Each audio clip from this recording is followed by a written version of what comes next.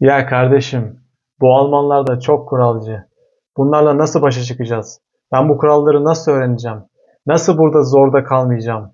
Ben bunları nasıl öğrenip sistemden nasıl sarı kart görmeyeceğim diyorsanız doğru yerdesiniz. Ben Cumhur Eşin, kanalıma tekrar hoş geldiniz. Almanya'ya uyum için olmazsa olmaz konulardan bir tanesini gene bu videomda işleyeceğim. Kuralcılığa nasıl yaklaşırız? Bunun iki temel yöntemi nedir? Bunlarla ilgili olarak bu videomu çekiyorum. Başlığımız işaretçiler veya literatürdeki adıyla piktogramlar. Çünkü kuralcılığa giden yolda piktogramların çok önemli bir rolü var. Bunları size kademe kademe anlatacağım. Yavaş yavaş konuya giriş yapıyorum. Almanya'da standartlaşma çok yoğun olduğundan ve insanlar buna küçük yaştan alıştıklarından piktogramların yani işaretçilerin o simgelerin kullanımları çok yoğun bir şekilde yaşanıyor. İkinci konu da bu piktogramların nereye konduğuna çok dikkat edilmesi. Piktogramların ve bu işaretlerin nereye konduğuna çok dikkat edildiğinden insanlar Almanya'nın neresine giderlerse gitsinler, örneğin diğer bir şehirde yaşayan insan başka bir şehre seyahat ettiğinde, örneğin trenle, tren istasyonunda trenden indiği zaman kafasını kaldırıp sağa sola baktığında nereye gitmesi gerektiğini hemen bulur. Çünkü işaret ve işaretçiler olması gereken yere, olması gereken yükseklikte ve olması gereken boyutta konmuştur. İnsanlar yönlerini çok rahat bir şekilde bulabilirler. Dolayısıyla insanların bu sadece yön bulma adına olmasa da işaret ve işaretçilerin kullanımı gerçekten öyle bir alışkanlık haline gelmiş ki insanlar bunu çocukluktan itibaren adeta bir refleks haline getirmişler. Eğer işaret ve işaretçiler yoluyla bir şey bulamazlarsa ancak o zaman insanlara soru sorulur. Onun dışında insanlara aslında bulmak istedikleri şey pek sormazlar. Çok zorda kaldıklarında sorarlar. Şimdi ben burada bir örnek vermiştim notlarım arasında. Bu örneği tekrardan vermek istiyorum. Ama örneğe geçmeden önce e, neden Almanların kuralcı olduğu algısıyla ilgili ufak bir yorum yapmak zorundayım.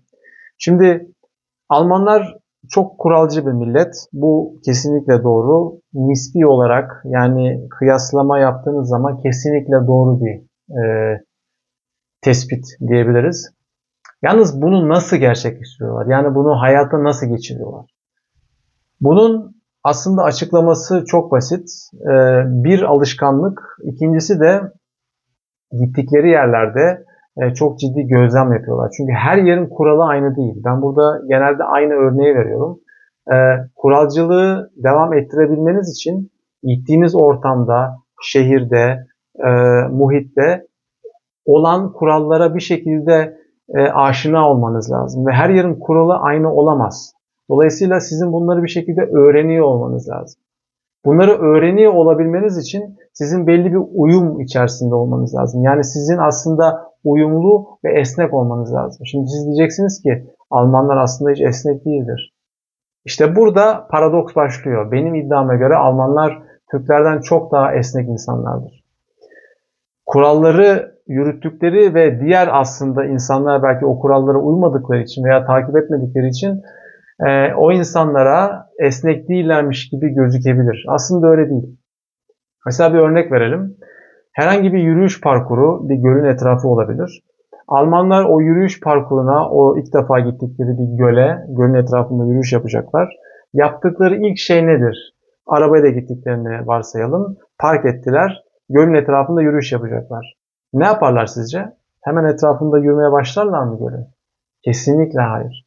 Giderler, yürüyüş parkurunun başlayacağı noktalara konmuş olan levhaları baştan aşağı okurlar ve onları hatmederler. Bu olmazsa olmaz bir kuraldır. Sonrasında uzun bir zaman sonra tekrardan o parkura gittiklerinde tekrardan bir değişiklik var mı diye belki bakarlar. Yakın zamanda gittiklerinde muhtemelen tekrar okumazlar. Ama orada mesela köpek gezdirme ile ilgili bilgiler olabilir. Tasma kullanacak mısınız? Kullanmayacak mısınız? Mangal dönemi olabilir mesela. Nerelerde mangal yapılır, nerelerde mangal yapılmaz. Nerelerde spor yapılabilir, nerelerde spor vesaire. Bin bir ayrıntı o levhalarda olabilir. Ve orada işaret ve işaretçiler, piktogramlar kullanılır. Dolayısıyla onu hatmettiklerinden o gölün etrafında, o parkurda yürüyüşü yaparken uyulması gereken kuralları öğrenirler. Bu bir uyum göstergesidir. Bu bir esneklik göstergesidir. Çünkü başka bir yerde bir gölün etrafında yürüyüşe gittiklerinde oradaki kurallar aynı olmayabilir. Burada size çok iddialı bir paradokstan bahsediyorum. Almanlar birçok milletten çok daha fazla esnektirler. O yüzdendir ki Almanya'dan Türkiye'ye göçmüş olan birçok Alman 6 ay içerisinde İstanbul'da sizin benim gibi araba kullanır. Ama Türkiye'den Almanya'ya taşınmış olan biri 6 ay içerisinde bir Alman gibi araba kullanabilir mi? Zor. Ama burada bir haksızlığın içine girmeyelim. Şunu da söylemek lazım. Almanya'da doğup büyüyüp daha sonrasında Türkiye'de araba kullanmak ve araba kullanmaya alışmak, Türkiye'de büyüyüp Almanya'da araba kullanmaya alışmakla aynı şey değil. Neden? Çünkü Türkiye'de varyasyon çok. Yani o varyasyonu bir şekilde kabul etmeniz lazım. Ama Türkiye'de o varyasyonlar bir yerden sonra belki işte kavşağa geliyorsunuz. Sağdan gelen de geçebilir, soldan gelen de geçebilir. Ama Almanya'da böyle bir durum yok. Bir kavşağa gelindiğinde ve orada ışık yoksa sağdan gelen yolu alır. Dolayısıyla çok varyasyonlu yerden daha az varyasyonlu yere gelmek aslında bence daha zor. Dolayısıyla insanlar 6 ay içerisinde bir Alman gibi araba kullanamıyorlar. Bu çok iddialı bir iddia, farkındayım ama gene de bunu söylemiş olmak istedim. Bu göl örneğinden sonra ve bu göl etrafındaki levhaların hatmedilmesinden sonra esneklikten de bahsettik. Peki biz bu kuralcılığa nasıl yaklaşabiliriz? Yani benim ileride kuralcılıkla ilgili bir videom da olacak. Onun içerisinde bir sloganvari söz de olacak. Yani kraldan çok kralcı olmak diye bir söz vardır. Almanya'da uyum sağlamak istiyorsanız kuralcıdan çok kuralcı olmanız lazım. Bunu bir kere kafanıza yerleştirin. Şimdi bu kuralcılığa nasıl yaklaşabiliriz? Buna yaklaşmanın çok temel bir yolu var. 2 basamaklı. Burada birinci kural, olduğunuz yerlerde, gittiğiniz yerlerde bir kere gözlemlemenizi artıracaksınız. Yani sadece insanların yaptığıyla değil, aynı zamanda oradaki bilgilendirici levhalara çok daha fazla bakarak, onları okuyarak bir kere buradaki açıklarınızı kapatabilirsiniz.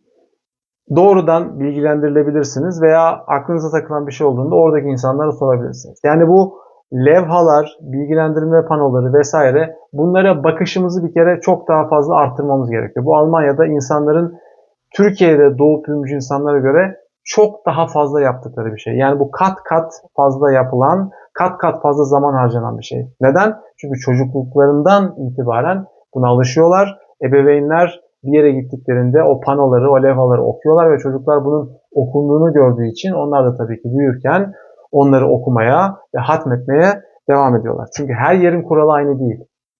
Her yerin kuralı aynı olmadığı için o gittiğiniz yerlerde, yeni gördüğünüz yerlerdeki levhaların, panoların tanınması gerekiyor. Bu çok önemli. Şimdi hemen bir kıyasa girelim.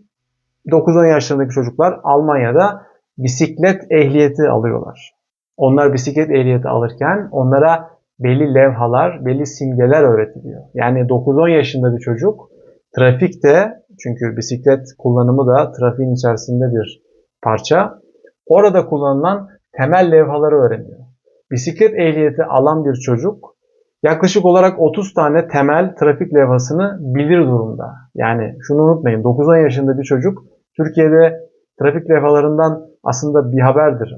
Yani bunlarla alakalı olarak pek bir eğitim görmez son zamanlarda bir değişiklik olmadıysa. Almanya'da bu levhaları bilir hale geliyorlar. Hatta ebeveynlerine yön verir hale geliyorlar. İleride ondan sonrasında ehliyet aşamasında tabii ki yüzlerce farklı levhayla karşılaşılıyor ve insanlar bunları gerçekten hatmediyorlar. Almanya'da ehliyet alan biri yaklaşık olarak 1000 levhaya aşina olmuş oluyor. Tabii ki trafikte bunlar sürekli her yerde kullanılan levhalar değil. Ama temel 100, 200, 300 tane levhaya insanlar aşina ve onlara gerçekten riayet ediyorlar. Onlara saygı gösteriyorlar. Peki biz bu açığı nasıl kapatacağız? Birinci yöntemi söyledim. Yani bu yola çıktık. İnsanlarla yaklaşık olarak aynı şekilde kuralcı olmak istiyoruz. Çünkü kuralcı olmadığımızda sistem bize sarı kartını gösteriyor.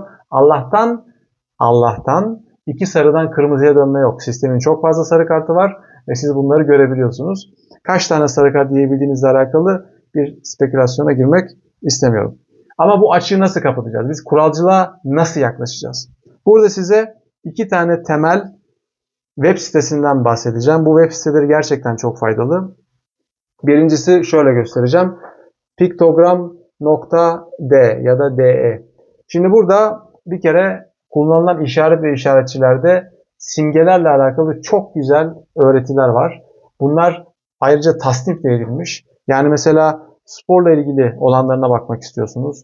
Medya ile ilgili olanlarına bakmak istiyorsunuz. Kültür, sağlık, gastronomi, hizmet vesaire konularla ilgili olarak tasnif edebiliyorsunuz ve onların üzerinden geçebiliyorsunuz.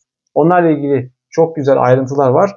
Bu şekilde açığınızı kapatabilirsiniz. Bence bu Almanya'ya uyum açısından olmazsa olmaz bilgi kaynaklarından bir tanesi. Çünkü Almanya uyumda, kuralcılıkta piktogramları bilmek size inanılmaz avantaj sağlayan bir şey. Yani bunu inanamayacağınız kadar avantaj sağlıyor.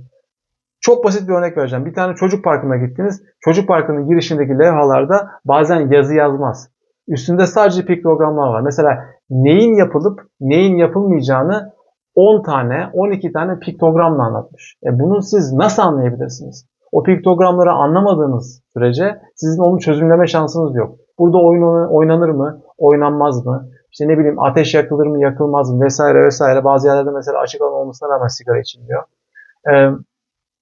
Gibi. Tabii sigara içilmez levhasını veya işaretini anlayacaksınız muhtemelen küresel bir şey olduğu için ama onun dışında çok fazla ayrıntı var. Dolayısıyla buraya mutlaka girmenizi ve buradaki piktogram bilginizi genişletmenizi size şiddetle tavsiye ediyorum. İkinci konu ki benim video tanıtımındaki resminde de benzer pek fazla bilinmeyen bir bisiklet resmi var orada. Gene trafikle alakalı veya kaldırım kullanımıyla alakalı. Bunun benzeri olan trafikle alakalı birçok levhayı anlamak için. Çünkü birçok insan Almanya'ya geldikten sonra bisiklet kullanmak istiyor ama bisiklet kullanımıyla alakalı bizim bisiklet ehliyeti almışlığımız yok. Dolayısıyla biz bisikletle alakalı, bunu örnek olarak verdim. Bisikletle alakalı levhaları biz nereden öğreneceğiz mesela? Bununla ilgili olarak şu ikinci siteyi vermek istiyorum size. Kodluyorum. stvo2go.de ya da d sitesinden bunu araştırabilirsiniz. Çok fazla orada tabela, levha bilgisi var. Bunları öğrendikten sonra gerçekten kuralcılık konusunda kendinize güvenmeye başlarsınız. Özgüveniniz gelmeye başlar ve Almanya'da kendinizi çok çok daha iyi hissedersiniz. Bu konuda şu ana kadar yapılmış bir video var mıydı bilmiyorum ama kuralcılık konusu gerçekten önemli bir konu ve bu verdiğim yöntemler sayesinde de Almanya uyumunuzun çok daha iyi bir noktaya geleceğinden eminim. Sonlara gelirken muhtemelen YouTube size en uygun olan videoyu öneriyor. O videoyu da izleyip bilgilenmeyi, beğenmeyi ve paylaşmayı sakın unutmayın. Abone olun ve paylaşarak diğer insanların da bilgi sahibi olmasına vesile olun diyorum. Çok teşekkür ediyorum. Bir sonraki videomda görüşmek üzere. Kendinize çok iyi bakın.